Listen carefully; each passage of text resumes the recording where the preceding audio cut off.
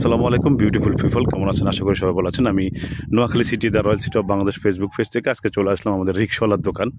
সামনে যে স্থানটি দেখতেছেন এটাকে সবাই রিক্সাওয়ালার দোকান বলে। তো আসলে এই রিক্সাওয়ালার দোকানে বর্ষা আসার পরে বিভিন্নভাবে সমালোচিত আলোচিত একটি স্থান।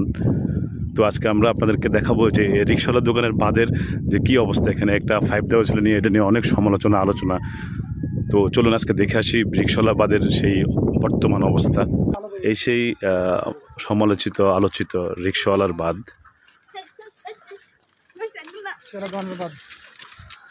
খালের উপরে এপাশে একটি ব্রিজের কাজ হচ্ছে। এটা হচ্ছে আমাদের নোয়াখালী খাল, আর খালের উপরেই হচ্ছে আমাদের রিক্সাওয়ালার বাঁধ। এই যে রিক্সাওয়ালার বাঁধ, এখানে পানি সরানোর জন্য এখানে একটি পাইপ দেওয়া হয়েছে এখান থেকে, আর একটা টিউবওয়েল এখানে বসানো হয়েছে। আসলে টিউবওয়েল বসানোর কারণটা কি আসলে ঠিক জানি না।